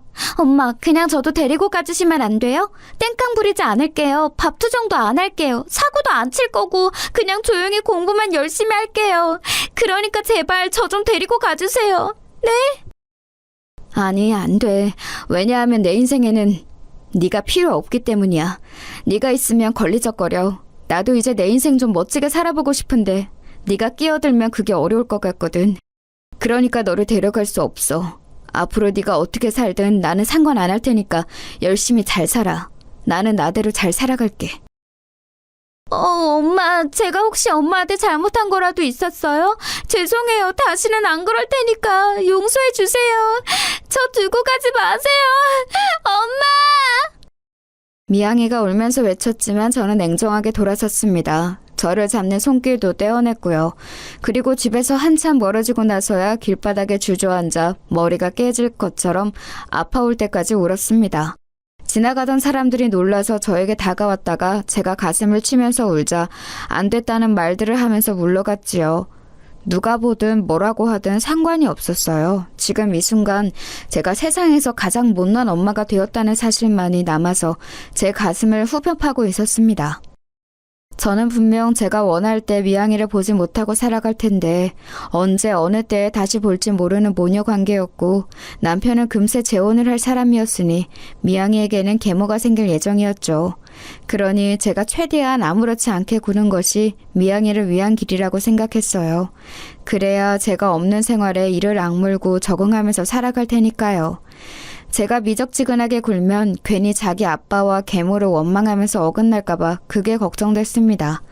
미양이를 위해서 그렇게 행동을 한 것이었지만 너무 큰 상처를 줘버린 걸까봐 후회도 조금 됐었네요. 하나뿐인 자식에게 미움을 받아버렸다는 것 정도는 괜찮았어요. 이건 아무렇지 않았어요. 가족에게 미움받는 건 이미 남편과 시댁 식구들이 저에게 선사해준 바가 있었으니 익숙했죠. 다른 건 어찌되든 상관없으니까 내 딸 미양이만 건강하게 행복하게 자기 꿈을 멋지게 펼치면서 그렇게 살 수 있으면 좋겠다. 그러면 내가 여한이 없을 거야. 눈물을 훔치며 일어난 저는 반쯤은 의도치 않게 펼쳐진 제 인생의 이막을 향해 걸어나갔습니다. 저는 우선 시골에 사는 친정언니 집으로 갔어요. 거긴 형부의 고향이기도 했죠. 이혼당하고 자식까지 빼앗긴 저를 불쌍히 여긴 친정언니는 지난 세월 신경 못 써줘서 미안하다고 하며 저에게 거처를 마련해주고 싶어 했습니다. 마음씨 좋은 형부가 동의를 해줘서 저는 그 집에 머물게 되었어요. 시골의 일손을 주로 돕는 일을 하며 지냈습니다. 언니와 형부에게 고마웠고 머리에 잡념을 지우고 싶은 마음도 있어서 저는 꽤 한 번 안 부리고 열심히 일을 했어요. 1년 하고도 2개월을 그곳에 있다가 이제는 떠날 때가 된 것 같아서 짐을 쌌습니다. 제가 그곳에 도착했을 때와는 다르게 생기 있는 얼굴로 떠나겠다고 하자 언니와 형부도 안심되는 얼굴로 웃어주었죠. 그런데 생각지도 못한 일이 벌어졌어요. 그 시골 마을의 유지라고 할 수 있는 어르신께서 그간 저를 눈여겨보셨던 겁니다. 그분께서는 제가 떠났다는 걸 아시자마자 안타깝고 놀라워하시면서 친정언니에게 이런 말씀을 넌지시 건네셨어요. 내가 건너 아는 사람의 일인데 그 양반의 며느리가 사고로 세상을 떠나서 아들이 혼자가 됐거든. 손자 하나, 손녀 하나 이렇게 둘이 있다던데 그 아들 녀석이 바깥일만 할 줄 알지 살림 같은 것과는 영 인연이 없나 보더라고. 어찌 애들을 계속 혼자 키울 수 있겠어. 일찍 결혼했던 탓에 나이도 아직 젊은데. 그러니까 저를 그 지인의 아들이라는 사람과 붙여주고 싶다는 의미였습니다. 친정언니에게서 그 이야기를 전해들은 저는 황당무계한 이야기라고 생각했고 그대로 대답을 해주려고 그랬어요. 하지만 뭔가 제 입에서 머뭇거림이 먼저 나갔습니다. 거절의 말이 얼른 안 나가더라고요. 아주 이상한 일이었죠. 제가 망설이는 사이 친정언니가 남녀 일은 생각처럼 어차피 흘러가지 않으니 부담 가지지 말고 그 상대와 한번 만나서 인사나 나눠보는 게 어떻냐고 그랬습니다. 친정언니로서는 그 동네에서 힘 있으신 분이 주신 제안을 거절하기 어려운 모양이었어요. 그래서 저는 거절할 도리가 없는 것처럼 굴며 그 상대의 얼굴이나 보겠다고 그랬습니다. 어이가 없었던 건 상대는 아예 생각도 못하고 있었다는 점이에요. 바쁘게 살고 있던 어느 날 부친을 통해서 멀리 알고 지내는 지인이 웬 여자 하나를 너에게 소개시켜주고 싶다고 한다는 소리를 들은 거였죠. 당황한 그 사람은 거절하려고 했으나 딱히 거절한 명목이 없어서 어쩔 수 없이 자리에 한번 나와보게 되었어요. 그게 제 남편과 저의 만남이었죠. 저에게 배신을 선사하였고 끔찍한 이혼을 선사해준 전 남편 말고 진짜 제 남편과의 인연은 이런 모습이었습니다. 남편과는 처음부터 대화가 잘 통했던 것 같아요. 일 때문에 늘 바쁜 사람인지라 느긋한 맛은 없었지만 사람이 꽤 진솔한 매력이 있었어요. 말을 허투루 하지 않았죠. 결혼하고 5년 뒤에 모친상을 당했던 남편이었는데 배우자마자 떠나보내게 되자 마음이 침울하게 가라앉은 상태로 살고 있었습니다. 그러나 자식들 앞에서 나약한 모습을 보일 수 없어서 강인한 척 연기를 하고 있었죠. 남편이 약해진 자기 마음을 내어보일 자리가 되어주고 싶었어요. 왠지 보듬어주고 싶더라고요. 그리고 남편은 저를 보면서 버팀목이 되어주고 싶다는 생각을 했다고 합니다. 서로가 잘 맞았던 거예요. 남편에게는 아들과 딸이 하나씩 있었기에 재혼을 하면서 저는 그 아이들의 엄마가 되었습니다. 당시에 아들이 중3, 딸이 중2였습니다. 한창 예민한 중학생 사춘기 시기였죠. 갑자기 하루아침에 등장한 계모의 존재를 쉽게 받아들여 줄 것 같지는 않았어요. 그래서 애초에 큰 기대를 내려놓았으나 상상 이상으로 아이들은 거칠었습니다. 남편의 앞에서는 어느 정도 저를 대우해 주었으나 남편이 없는 자리에서는 숨겨진 발톱을 드러냈었죠. 아들이 저를 비꼬면 옆에서 딸은 맞장구를 치다 못해 한수를 더 떴습니다. 아줌마, 우리 집 재산 노리고 아빠하고 재혼하신 거죠? 그런데 이걸 어쩌나? 생각만큼 우리 집에 그렇게 잘 살지는 않은데. 이거 완전히 개고생만 하다가 허탕치시겠는데요? 아줌마네 집은 엄청 못 살죠? 척이면 척이지. 식당에서 초라하게 열고 말았던 그 재혼식, 그것도 웃겼는데. 아줌마네 가족들은 더 웃겼어요. 저는 중학교 애들이 이렇게 말을 악랄하게 하는 줄을 그때 처음 알았어요. 다 큰 성인들이 작정하고 남에게 상처를 주는 것에 비견될 정도로 대단하더군요. 다만 아직 미성년자 학생인 만큼 치기 어린 마음만 앞설 줄 알았어요. 그러니까 자기가 정확히 어떤 말을 하고 있는지 알지 못한 채 그저 되는 대로 떠드는 모습들이었습니다. 처음에는 애들의 거센 말투에 놀랐고 상처도 받았는데 시간이 지나면서 그런 모습들이 파악이 되니까 저도 나름의 여유가 생겼던 것 같아요. 남편이 걱정을 할까봐 굳이 그런 것들을 다 알리지 않았던 게 초반의 이유였다면 적응을 마치고 나자 제 선에서 애들을 상대하고 싶다는 생각이 들어서 남편에게 이런 것들을 다 말하지 않았습니다. 마음껏 비웃고 저를 조롱하는데도 제가 의연하게 웃어 보이자 애들은 점차 주춤대기 시작했어요. 표정들을 보면 이게 아닌데 하는 생각들이 느껴졌죠. 제가 자기들의 말과 행동에 상처를 받고 겁을 집어먹기를 원하는 애들이었습니다. 명색의 어른인데 그 장단에 쉬이 맞춰줄 수는 없었네요. 하고 싶은 말은 다 했어? 그러면 이제 밥 먹어. 그러다가 국이 다 식겠다. 너희들이 좋아하는 감자 계란국 지난번보다 맛있게 해보려고 노력을 하기는 했는데 맛이 어때? 저번에는 건더기가 너무 자잘해서 별로였다고 했지? 오늘은 어때?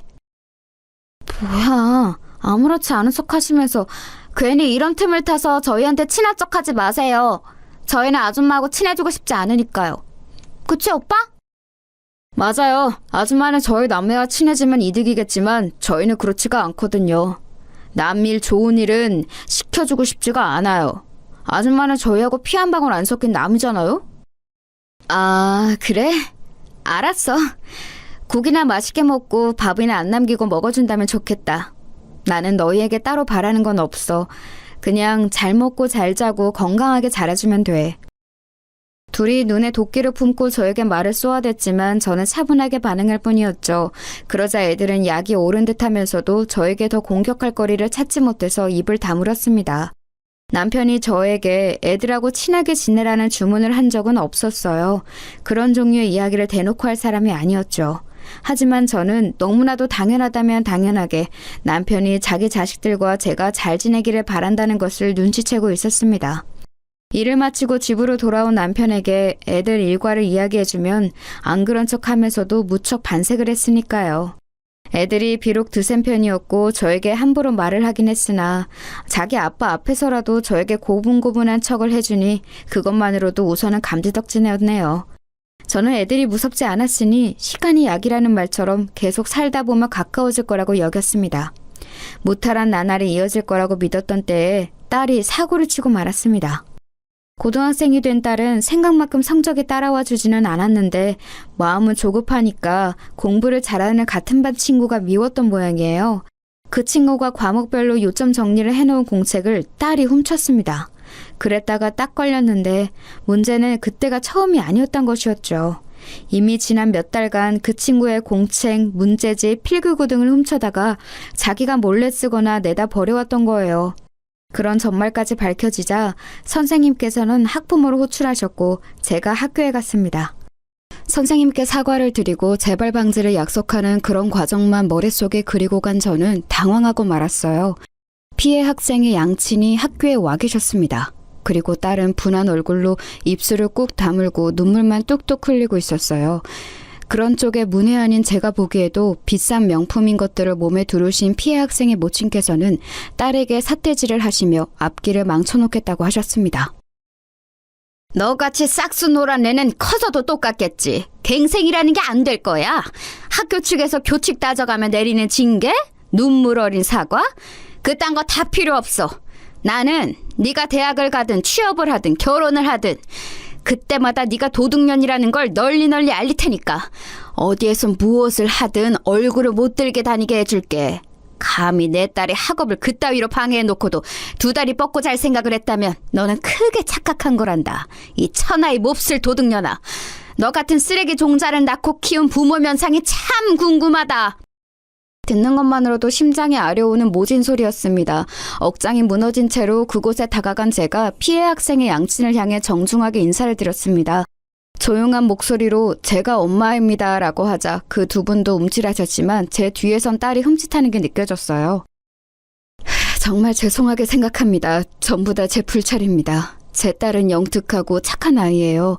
다만 공부 욕심이 많고 때때로 의욕이 넘쳐서 충동적인 일을 벌일 때가 있습니다만 그뿐이에요.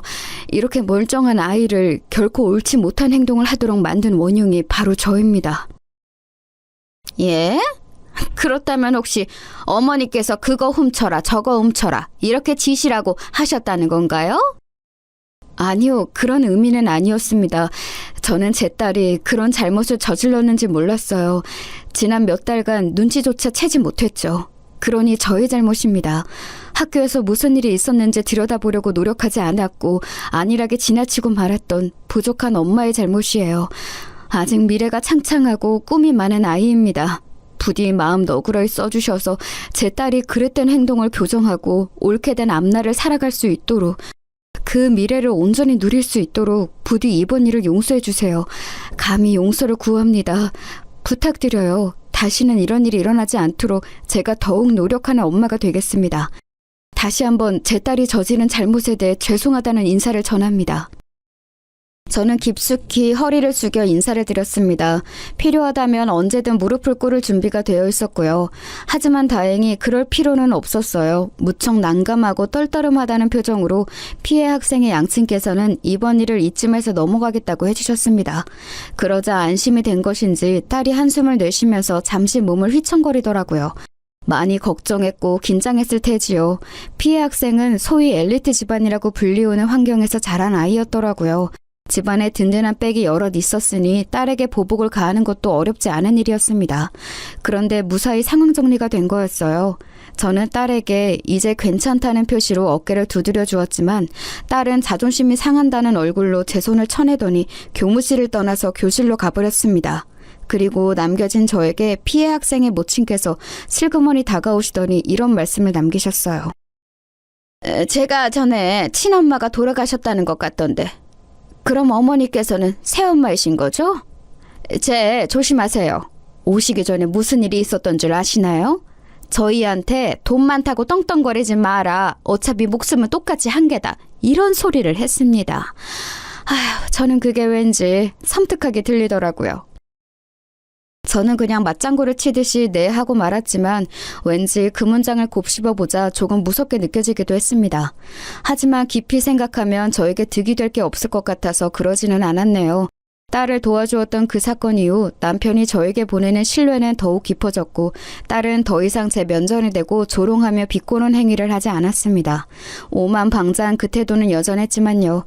수험생 신분을 방패 삼아서 왕노릇을 하였던 아들은 수능을 코앞에 두고서는 더욱 예민하게 굴었어요. 아줌마, 호박 좀 먹고 싶어서 해달라니까 지금 이게 뭐예요? 장난하세요? 일부러 저 엿먹이려고 이러시는 거죠? 호박 중에 팥이 왜 이렇게 많아? 이 콩들은 또 뭐고? 건강 생각해서 넣어봤는데 마음에 안 드니? 입맛에 안 맞아? 그 콩은 두뇌에 좋다고 유명한 거라서 공부하는 데 도움될까봐 일부러 구에다가 넣어본 건데 맛이 별로면 건더기는 빼고 먹어. 생각해서 넣는다고 넣은 건데 내가 괜히 그런 것 같다. 미안해.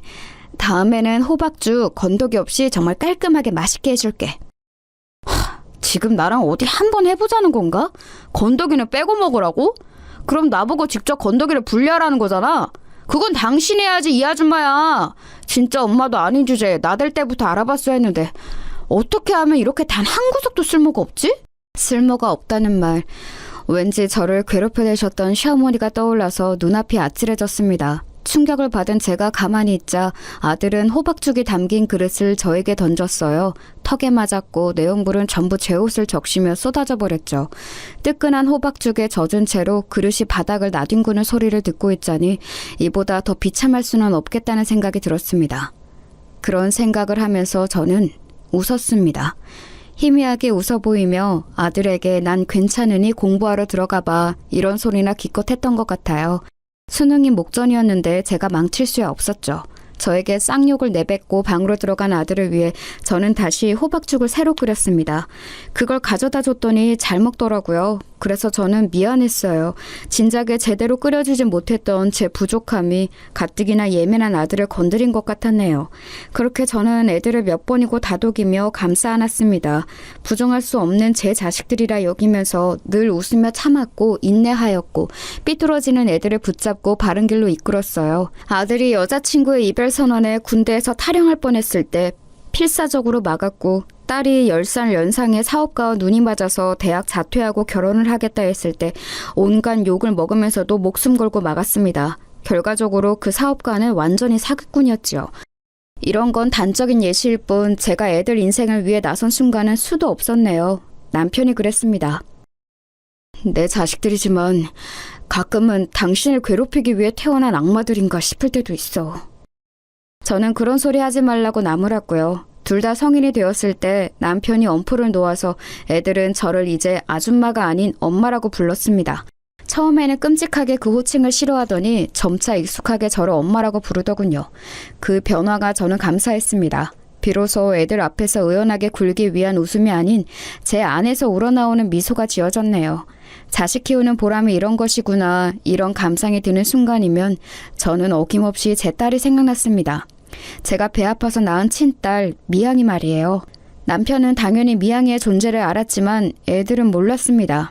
함께 지내다가 자연스레 밝히는 게 원래 계획이었는데 제가 애들을 직접 겪어보니까 아무래도 알렸다가는 역효과만 날 것 같았어요. 밝히는 순간부터 제 친딸 미양이를 들먹일 게 틀림없었죠. 그래서 꽁꽁 감춰두고 산 제 딸 미양이를 저는 먼 발치에서만 3번 보았습니다. 첫 번째는 미양이가 저를 찾아왔던 때였어요. 저는 그날따라 애들과 집 근처 새로 생긴 돼지갈비 가게에서 외식을 하고 집으로 걸어오던 길이었어요. 그런데 집 근처로 왔을 때 누가 저희 쪽을 빼꼼 쳐다보고 있었습니다. 목도리로 얼굴을 가리고요. 제가 그쪽을 보자 얼른 후다닥 도망을 가더군요. 그리고 이튿날 제가 깨달았던 거예요. 그 목도리 제가 옛날에 하고 다녔던 것이라는 사실을요. 그 사람은 바로 제 딸 미양이가 분명했습니다. 어떻게 주소를 알았는지 저를 용케 찾아온 미양이가 저도 너무 보고 싶어서 전 남편을 찾아갔어요. 그랬더니 전 남편과 재혼한 여자가 같이 있더군요. 둘 사이에서 태어난 어린 아들도 있었고요. 미양이 우리나라 최고의 명문대 들어가서 지금 잘 지내고 있으니까 신경 끄고 네 인생이나 살아. 너를 찾아간 거 그게 뭐 어때서? 낳아준 친엄마니까 한 번쯤은 그냥 궁금했겠지.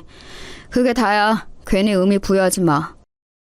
그런데 언뜻 봐도 왜 이 집에 미양이 흔적이 없어? 대학 다니느라 자취하기 때문이라고 보기에는 아예 아무 흔적도 없는데? 내 눈은 못 속여. 미양이 지금 어디서 지내는 거야? 내 딸 만나게 해줘. 저는 눈이 뒤집혀서 전 남편에게 달려들었고 그러자 재혼한 여자가 저를 거칠게 떼어냈습니다. 저보고 구질구질하게 굴지 말고 꺼지라고 하더니 제 머리채를 잡고 현관 밖으로 끌어냈어요. 엉덩방아를 찧은 저에게 발길질까지 하려고 해서 저는 그걸 피하려다가 계단 아래로 굴렀습니다. 전 남편이 깜짝 놀라서 저에게 달려오려고 하다가 멈칫하고는 헛기침을 하더군요. 야, 너 우리 엄마 손에 죽고 싶은 거 아니라면 그냥 곱게 가라. 그게 네 신상의 이로운 길이야. 미양이는 제발 찾지 말고. 네가 없었기 때문에 잘 자라는 아이야. 저는 눈물을 훔치며 절뚝이는 다리로 집에 돌아왔어요.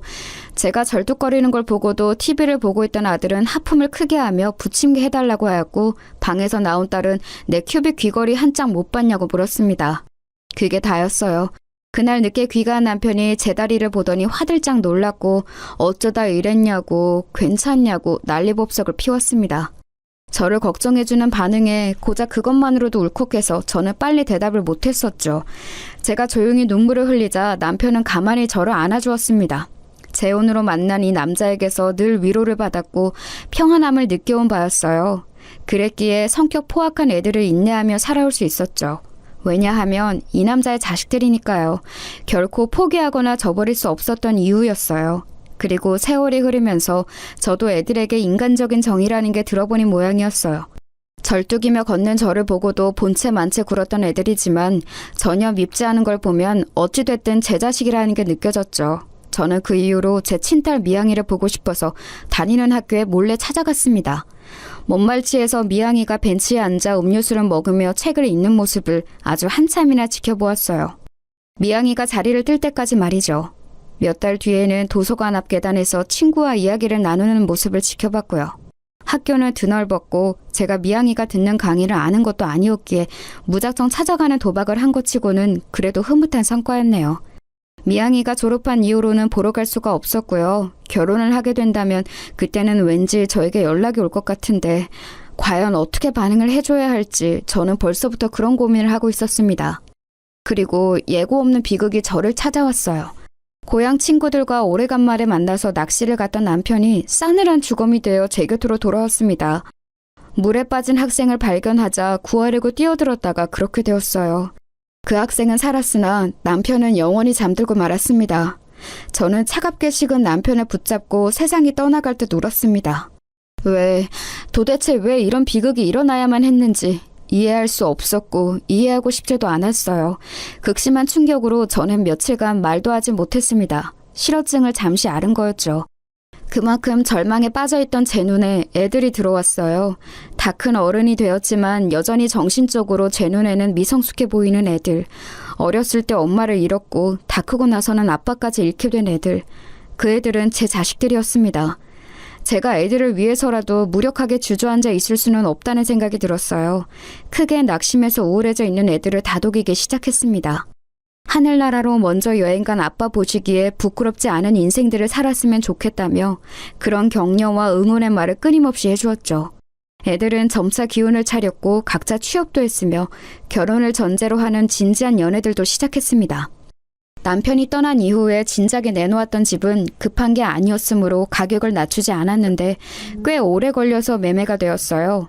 집을 판 돈은 애들에게 공평히 반반씩 나누어 주었습니다. 둘 다 나가서 살고 있었기 때문에 생활하는 것에도 아주 큰 도움이 될 돈이었죠. 미래를 계획하기에도 안성맞춤이었고요. 다만 저에게 애들이 지나가는 말로나마 저는 제 몫을 챙기지 않아도 되냐고 물어보지 않는 게 살짝 서운했네요. 시간이 지나자 제가 먼저 연락하지 않으면 연락을 하지 않는 애들의 태도에도 왠지 섭섭함을 느꼈고요. 그러던 어느 날 저는 아주 오랜만에 건강검진을 받아보았다가 제가 암에 걸렸다는 사실을 알게 됐습니다. 그것도 말기였어요. 몸이 안 좋다고는 생각했었지만 암과 연결 지어볼 생각은 한 적이 없었기에 하늘이 무너지는 듯 했습니다. 저는 당연히 곧장 애들에게 연락을 했어요. 병원에 있다고 아주 중요하게 할 이야기 있으니 꼭 와달라고 그랬습니다. 내가 암에 걸렸대. 그리고 지금 상태가 말기라서 마음의 준비를 하고 있어야 할 것 같대. 나는 아직 너희 아빠를 따라갈 준비가 안 됐는데 나 어쩜 좋으니? 네? 암 말기라고요? 그럼 돌아가시겠네요? 저 지금 여자친구하고 결혼 얘기를 하던 중이었는데 결혼식 날짜를 신중하게 한번 생각해봐야겠어요. 아예 나중으로 잡는 것도 나쁘지 않겠네요. 하실 말씀 다 하셨으면 저는 바빠서 먼저 가볼게요. 아들이 죄송하다는 표정을 지어 보이고 병실을 빠져나갔습니다. 순식간에 벌어진 상황에 저는 넋을 잃고 말았어요. 대체 이런 반응이 정상적인 것인가 가능은 한 것인가 싶어서 믿어지지 않았습니다. 이런 제 감상에 동의를 구하며 저는 딸을 쳐다봤는데 그러자 딸이 한숨을 내쉬더군요. 짜증나. 왜 암에 걸리셔서 사람을 귀찮게 만드세요? 이런 얘기 듣고 가만히 있으면 나쁜 년 되는 것 같아서 짜증난다고요. 너는 지금 네 기분과 네 입장이 더 중요해? 어떻게 그럴 수가 있어? 사람이라면 이래서는 안 되지. 훈계하면서 슬슬 감명시키려고 밑바까시는 거죠? 안 통해요. 저도 오빠처럼 많이 바빠서요. 죄송하지만 임종 때나 올게요. 1시간 안에 돌아가실 것 같을 때만 부르세요. 어차피 아빠 돌아가셔서 재산 정리도 끝난 마당에 무슨 볼일 있다고 참나. 딸이 투덜대며 병실을 나갔고 저는 지난 세월을 곱씹어봤습니다. 제가 뭘 그렇게 잘못했나 싶어서요. 그런데 가슴에 손을 얹고 생각을 해봐도 저는 애들에게 잘못한 게 없었습니다. 살신 성인의 자세로 살아온 게 잘못이라면 잘못이었지요. 제 가슴에 피멍이 들고 눈에는 피눈물이 흐르던 그때였어요. 병실 문이 열리고 들어온 사람은 제 친딸 미양이었습니다. 엄마? 저 이제는 알아요. 옛날 그때 엄마가 왜 저를 두고 가셨는지, 왜 그렇게 말씀을 하실 수밖에 없었는지. 저를 보러 오셨다가 사기꾼 그 여자한테 수모를 당하셨다는 것도 이제는 다 알고 있어요. 아빠가 얘기해 주셨어요. 미양이가 울면서 제 품에 안겼습니다. 다 큰 제 딸. 그러나 여전히 저에게는 아이 같은 미양이를 저도 아주 오랜만에 안아보았고 한참을 울었어요.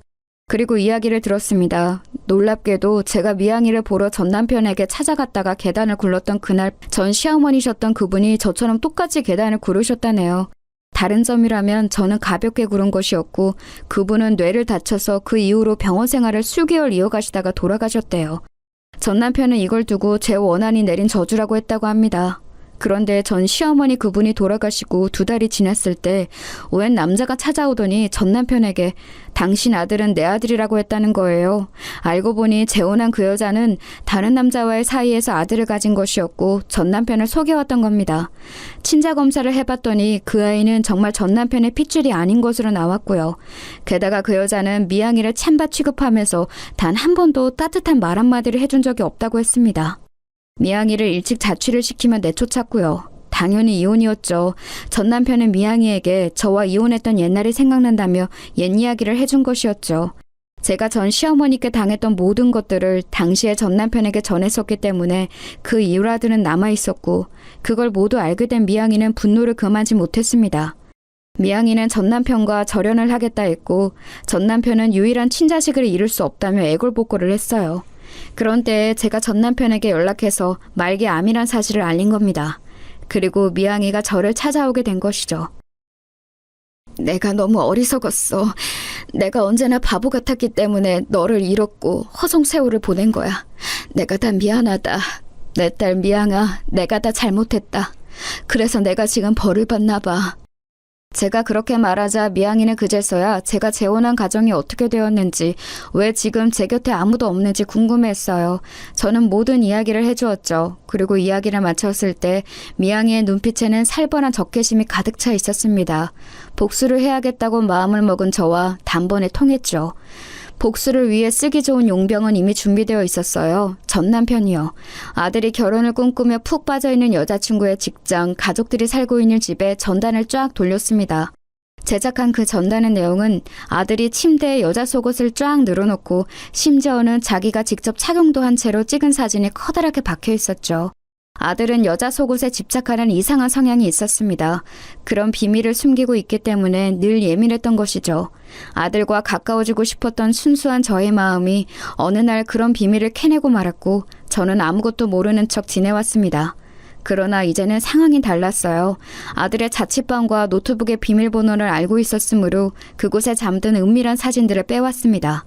그 전단은 아들의 직장에도 퍼졌고 그걸로 끝이 아니었어요. 아들의 노트북에는 이메일 계정이 로그인되어 있었고 그 이메일은 휴대폰과 연동이 되어 있었어요. 그래서 아들의 휴대폰 연락처에 저장되어 있는 모든 사람들에게 아들의 폐륜 행각을 정리해둔 이미지 파일을 전송했습니다. 아들이 인생을 살면서 쌓아온 모든 것들을 무너뜨리는 순간이었죠. 딸에게도 마찬가지였습니다. 딸이 어렵사리 들어간 직장, 순진한 척 가면을 쓰고 만나고 있던 남자친구에게 진실을 알려주었습니다. 딸이 어떻게 성격이 파탄난 인물인지 여실히 보여주는 폐륜의 증거들을 싹 돌렸어요. 그리고 딸이 고등학교 때 반 친구를 상대로 상습적인 도둑질을 해서 걸렸던 사건의 자료까지 첨부했습니다. 오만방자하게 굴며 살아온 딸의 민낯이 만천하에 드러났어요. 일상이 완전히 붕괴된 두 사람은 범인을 색출했습니다. 당연히 저라고 생각했겠지만 전 남편이었죠. 전 남편은 벌금형을 받았어요. 배후에 제가 있다고 여긴 두 사람은 저에게 죽을 거면 곱게 죽지 왜 물귀신 작전을 쓰냐며 절규했습니다.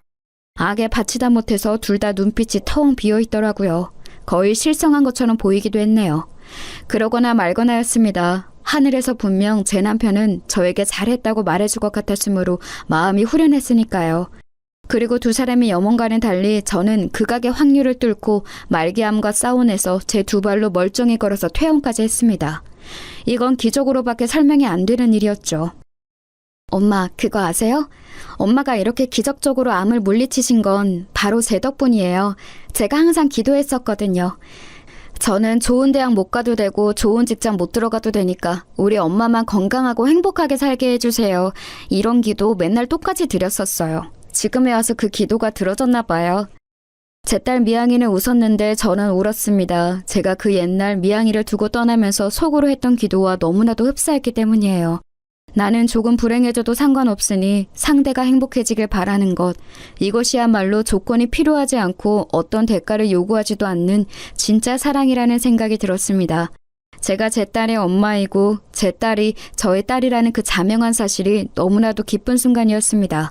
저는 그 이후로 미양이와 행복한 일상을 살아가기 시작했어요. 사실 중간에 한번 다시 몸이 안 좋아져서 절망적인 순간도 찾아왔었지만 다시 고비를 이겨내고 귀중한 일상을 살아가고 있습니다.